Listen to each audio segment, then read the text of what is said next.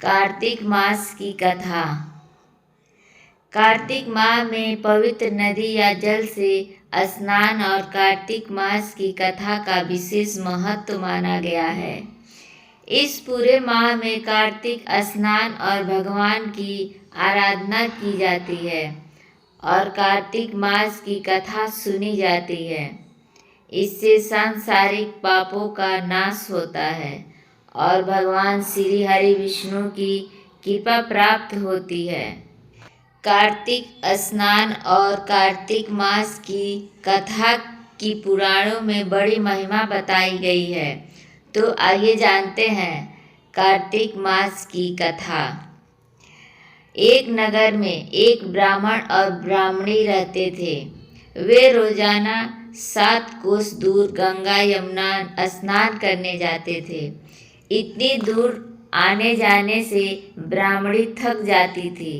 तब ब्राह्मणी कहती थी कि हमारे एक बेटा होता तो कितना अच्छा रहता।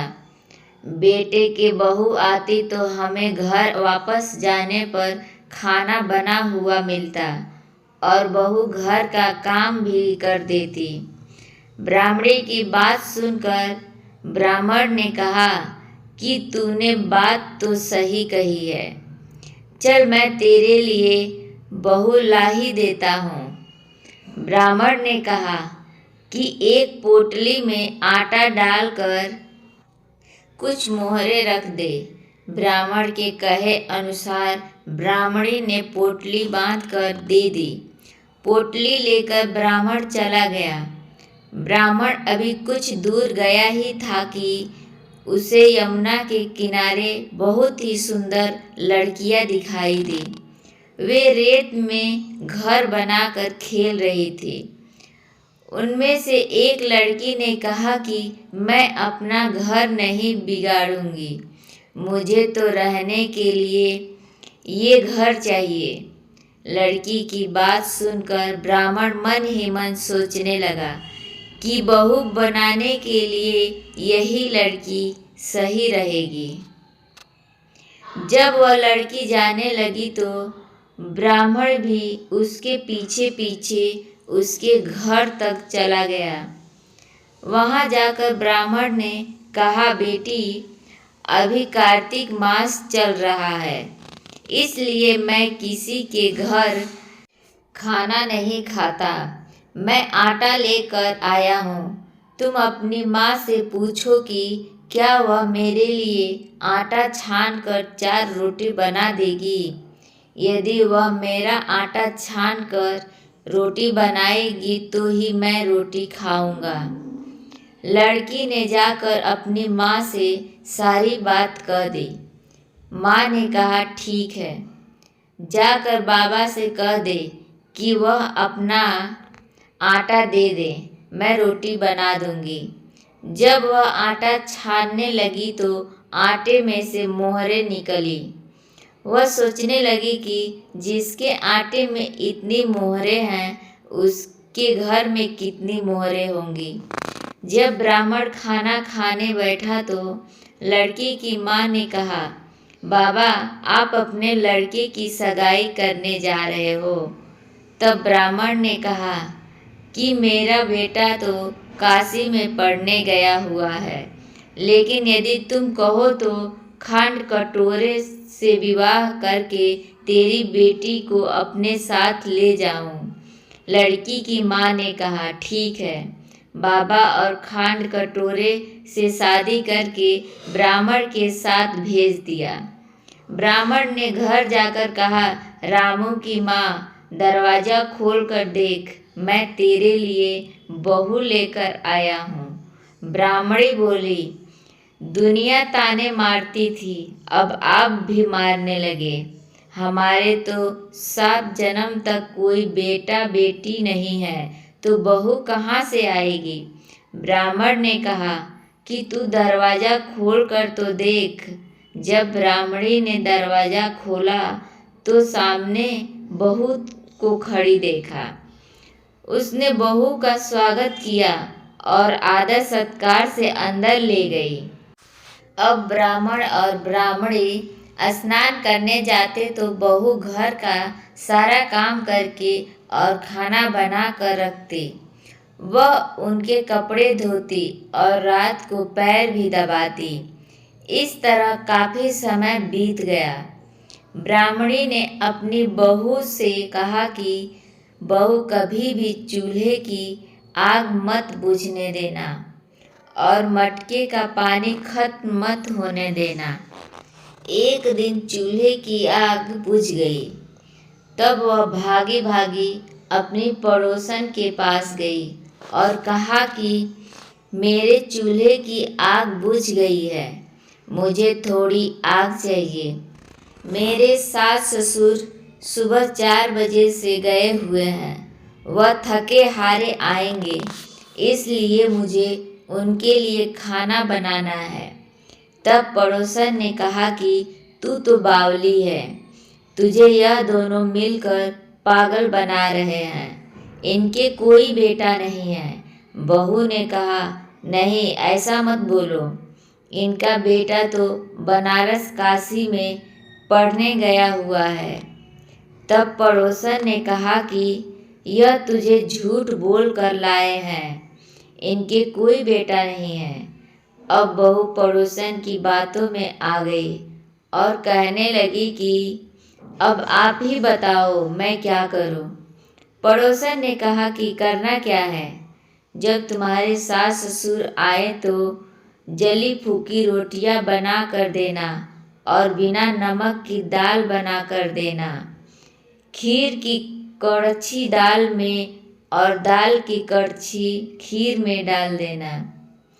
वह पड़ोसन की सारी सीख लेकर घर आ गई। जब उसके सास ससुर घर आए तो उसने ना तो उनका आदर सत्कार किया, ना ही उनके कपड़े धोए। जब उसने सास ससुर को खाना दिया तो सास बोली, बहू आज यह रोटियां जली फूकी क्यों है और दाल भी अलूनी है।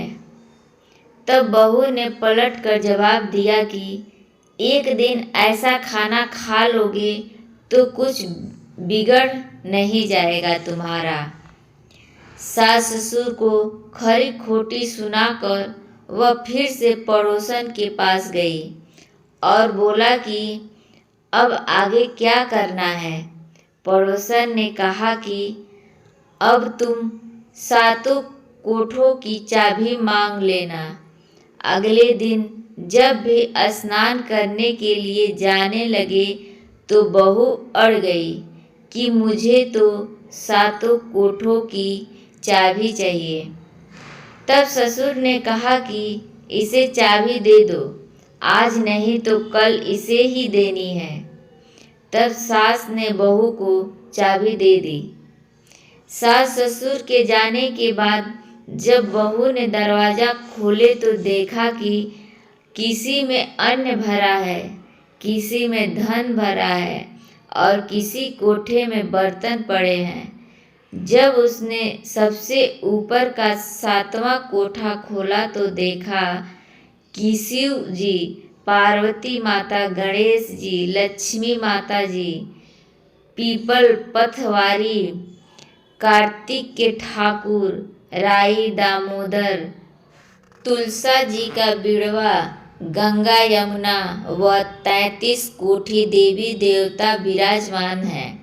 वहीं पर एक लड़का चंदन की चौकी पर बैठा माला जप रहा है। यह सब देखकर उसने लड़के से पूछा कि तू कौन है। तब लड़का बोला कि मैं तेरा पति हूँ, अभी दरवाजा बंद कर दे, जब मेरे माता पिता आएंगे तब दरवाजा खोलना। यह सब देखकर बहू बहुत खुश हुई और 16 श्रृंगार कर सुंदर वस्त्र पहनकर अपने सास ससुर का इंतजार करने लगी। उसने अपने सास ससुर के लिए अच्छे अच्छे पकवान बनाए। जब उसके सास ससुर घर पर आए तो उसने उनका आदर सत्कार किया और प्रेम पूर्वक खाना खिलाया और पैर दबाने लगी।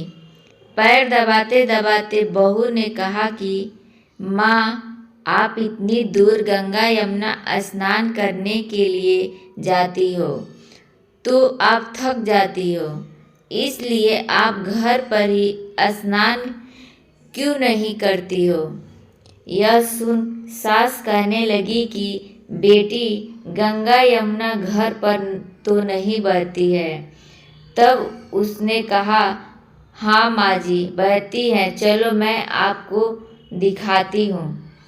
जब बहू ने 7वां कोठा खोल कर दिखाया तो उसमें शिव जी, पार्वती जी, गणेश जी, लक्ष्मी जी, पीपल पथवारी, कार्तिक के ठाकुर, राई दामोदर, तुलसा जी का बिड़वा, गंगा यमुना बह रही है और 33 कोठी देवी देवता विराजमान हैं।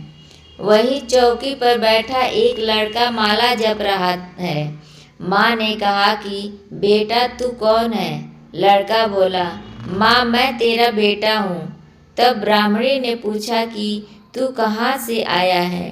लड़के ने जवाब दिया कि मुझे कार्तिक देवता ने भेजा है। बुढ़िया ने कहा कि बेटा यह दुनिया कैसे मानेगी कि तू मेरा बेटा है। बुढ़िया ने कुछ विद्वान पंडितों से मदद मांगी। पंडितों ने कहा कि इस पार बहू बेटा खड़ा हो जाए और उस पार बुढ़िया खड़ी हो जाए।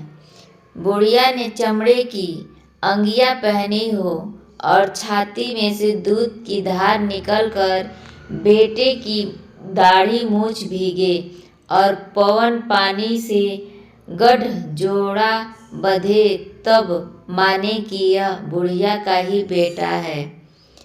उसने ऐसा ही किया। चमड़े की अंगियां फट गई और छाती में से दूध की धार निकलकर बेटे की दाढ़ी मूछ भीग गई। पवन पानी से बहू बेटे का गढ़ जोड़ बांध गया। यह सब देखकर ब्राह्मण और ब्राह्मणी की खुशी का ठिकाना न रहा। हे कार्तिक के ठाकुर, जैसे ब्राह्मण ब्राह्मणी को बहू बेटा दिया वैसे सबको देना। कार्तिक मास की कथा कहने, सुनने और हुंकार भरने वाले सब पर कृपा करना। यही थी कार्तिक मास की कथा।